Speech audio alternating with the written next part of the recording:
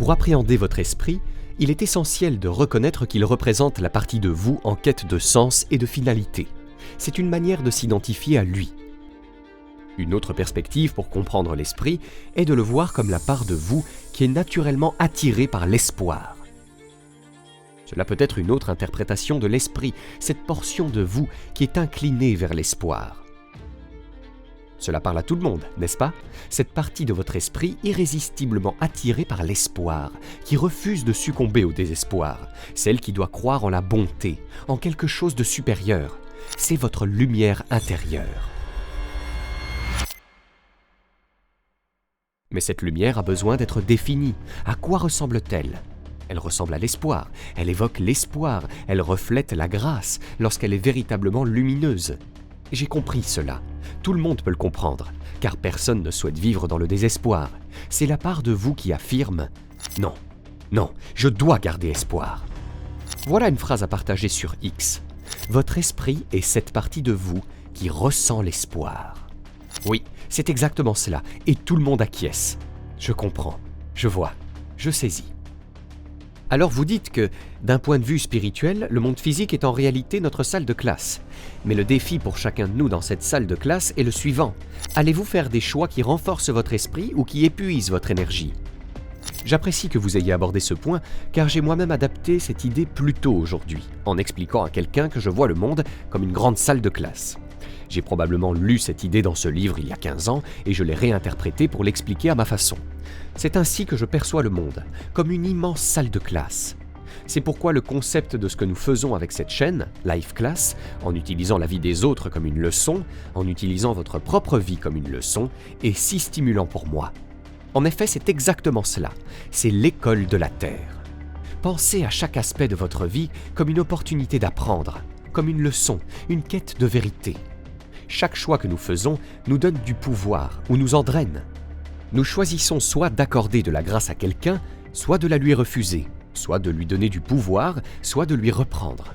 Si les gens comprennent cela, ils réaliseront que chaque situation est une occasion d'apprendre quelque chose ou non.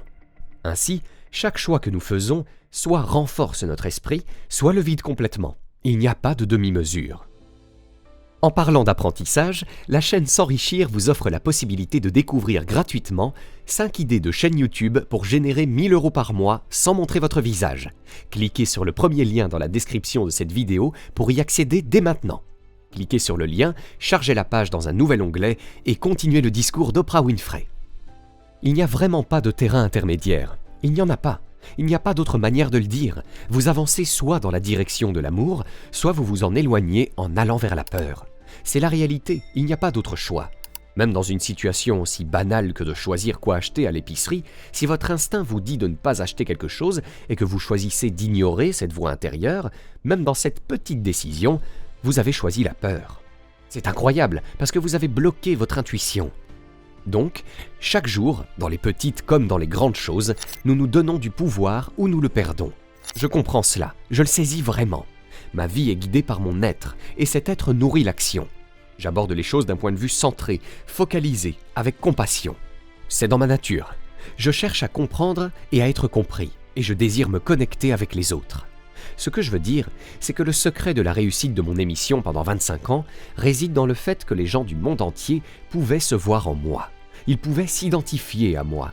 Et même quand j'ai commencé à connaître un succès financier croissant, ce qui a été une surprise incroyable pour moi, je me suis dit « Oh mon Dieu, c'est tellement excitant !» Cependant, tout au long de ce processus, je suis resté ancré en moi-même. J'ai compris que, même si je pouvais posséder plus de chaussures, mes pieds restaient bien sur terre. Même avec de meilleures chaussures, et celles-ci ne sont pas particulièrement mignonnes non plus aujourd'hui, je suis resté les pieds sur terre, malgré le nombre de chaussures. Et je pouvais comprendre. Je comprenais que cela était dû au fait que j'étais engagé. J'ai fait, je fais et je continue de faire le travail de la conscience. Je m'efforce de rester éveillé, et être éveillé est juste une autre façon de parler de spiritualité. Mais la spiritualité peut dérouter les gens, les amenant à penser que vous parlez de religion. Quand j'embauchais des gens pour ma société, Aoun, et que je cherchais des présidents, je demandais aux candidats « Parlez-moi de votre pratique spirituelle ». Cette question déconcertait littéralement les gens. Je ne suis pas religieuse. Ce que j'essayais de dire, c'est que je ne vous interrogeais pas sur votre religion, mais sur votre pratique spirituelle. Je voulais savoir comment prenez-vous soin de vous? Qu'est-ce que vous faites pour rester centré? Qu'est-ce qui vous aide à maintenir votre équilibre? Et vous savez, quand une femme a commencé à pleurer, j'ai su que ce n'était pas la bonne personne pour le poste. Ce genre de réaction est révélateur. Donc, pour répondre à votre question, tout est motivé par le désir d'être une meilleure personne sur cette terre, et c'est ce que je crois être vrai. La raison pour laquelle mon émission a connu un tel succès, c'est que j'ai compris que mon public, mes téléspectateurs, les personnes qui nous regardaient chaque jour, qui venaient à l'émission, tout comme vous tous, qui achetaient des billets, et certains venaient même de l'autre bout du monde, pas seulement du campus d'en face, c'était significatif. Ils venaient avec leur tante, leur mère, leurs cousins, et il y avait quelques hommes aussi, se demandant « Mais de quoi parle-t-elle » Eh bien, ils disaient « Je suis allé à Oprah avec toi, alors maintenant tu peux me laisser tranquille pendant 3 ou 4 semaines. » Ils venaient à Oprah ensemble. J'avais un grand respect pour elle, et j'ai récemment eu une conversation avec John Mackay, le dirigeant de Whole Foods, qui a écrit un livre remarquable que vous devriez lire, intitulé « Capitalisme conscient ». Il y parle de l'importance de l'investissement dans les parties prenantes, les personnes que vous servez. Il souligne que le lien entre les personnes que vous essayez de servir, celles à qui vous vendez, est tout aussi crucial que les personnes auprès desquelles vous achetez, ou que les actionnaires qui vous soutiennent financièrement si vous êtes une entreprise publique. J'ai toujours su qu'il n'y avait pas de différence fondamentale entre moi et le public. Parfois j'avais peut-être de meilleures chaussures, mais au cœur de ce qui compte vraiment, nous sommes les mêmes. Et comment je le sais ? Parce que nous cherchons tous la même chose. Vous êtes ici, dans cette magnifique école, et vous irez dans le monde pour poursuivre vos chemins en fonction de vos talents, de vos compétences, peut-être de vos dons, mais au fond, vous cherchez la même chose que moi. Vous êtes à la recherche de la même chose que moi. Nous aspirons tous à vivre l'expression la plus vraie et la plus authentique de nous-mêmes en tant qu'êtres humains. C'est ce que vous recherchez, la forme la plus élevée et la plus sincère de vous-même en tant qu'individu. En comprenant cela, je reconnais que si vous travaillez dans une boulangerie et que c'est là où vous voulez être, que c'est peut-être ce que vous avez toujours voulu faire, à savoir préparer des tartes ou des gâteaux pour les gens, ou partager votre talent. Alors c'est votre voie, et il n'y a pas de différence entre vous et moi, si ce n'est que c'est votre plateforme, votre spectacle quotidien. Cette compréhension m'a permis de toucher tout le monde, et je sais que vous en êtes capable aussi, parce que c'est ce que je ressens profondément. Le monde est vaste et compliqué, mais vous êtes prêts, et vous l'êtes parce qu'il n'y a rien de plus puissant que d'utiliser votre personnalité pour répondre à l'appel de votre âme. Chacun de nous est ici pour utiliser ses dons, et en ce moment politique où les esprits s'échauffent, l'appel est de choisir votre camp et d'utiliser davantage de vous-même pour apporter la lumière. Pour cela, vous devez savoir clairement qui vous êtes réellement. Il n'y a pas de vie sans une dimension spirituelle. Comprendre ce que disait Pierre Teilhard de Chardin, philosophe et mystique, est essentiel. Nous sommes des êtres spirituels, vivant une expérience humaine. Ainsi, votre véritable mission, surtout lorsque vous êtes en quête d'un emploi et que vous ressentez toute cette anxiété et cette peur, est de découvrir votre vérité intérieure et de créer une pratique spirituelle qui vous maintient dans la clarté. Je ne parle pas de religion ici, je parle de tout ce qui nourrit votre essence, vous permettant de réaliser ce pourquoi vous êtes venu sur cette terre. L'une des raisons pour lesquelles mon émission a connu un tel succès est que j'ai compris qu'il n'y avait pas de différence entre moi et le public. Je suis devenu un substitut pour le public, car je sais que vous, tout comme moi, nous aspirons tous à la même chose. Nous voulons vivre l'expression la plus vraie et la plus pure de nous-mêmes en tant qu'êtres humains. C'est ce que vous désirez. Pour y parvenir, il faut de la pratique. Vous devez renforcer ce muscle spirituel qui vous permet de vous interroger et de prendre des décisions sans avoir à demander constamment l'avis des autres, mais en ayant la clarté de votre propre compréhension, le confort de votre propre savoir. Et pour y arriver, il est essentiel de vivre dans un espace de gratitude. C'est ma pratique spirituelle numéro 1. Je m'exerce à être reconnaissante. Beaucoup de gens disent « Oh, Oprah, c'est facile pour toi parce que tu as tout. » Mais j'ai tout parce que j'ai pratiqué la gratitude. Récemment, je suis tombé sur une belle citation, dont je ne me souviens plus de l'auteur, qui disait « Ne perdez pas de temps à envier ce que les autres possèdent. Rappelez-vous que les choses que vous avez maintenant étaient celles que vous désiriez autrefois. » Je vis donc dans cet espace de gratitude chaque jour, car je sais que la reconnaissance, où que vous soyez dans la vie, change votre vibration personnelle.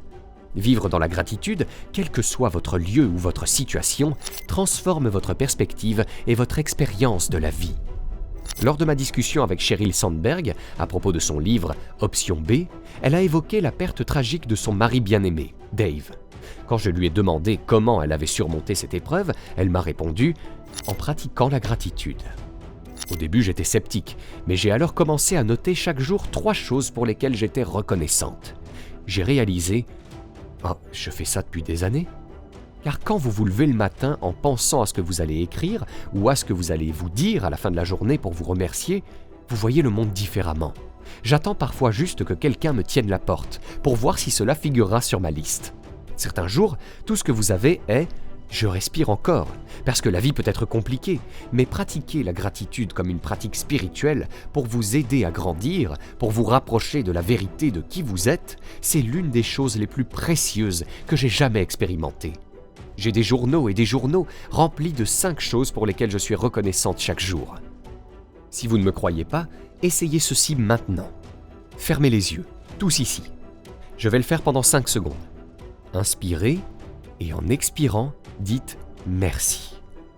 Inspirez. Faites-le encore une fois. Laissez remonter à la surface ce pourquoi vous êtes le plus reconnaissant dans votre cœur, à cet instant précis. Respirez. Remerciez. Ouvrez les yeux. Ne vous sentez-vous pas mieux? Vous vous sentez mieux, n'est-ce pas?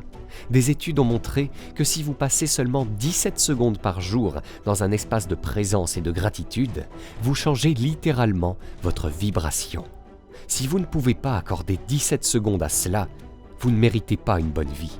Accordez-vous ces 17 secondes pour respirer et dire merci, puis laissez les choses se produire telles qu'elles doivent arriver. À présent, vous pouvez découvrir gratuitement 5 idées de chaîne YouTube pour générer 1 000 € par mois sans montrer votre visage, en cliquant sur le premier lien dans la description de cette vidéo. Et si vous avez aimé cette vidéo, cliquez sur le bouton j'aime et abonnez-vous à la chaîne maintenant pour ne rien rater.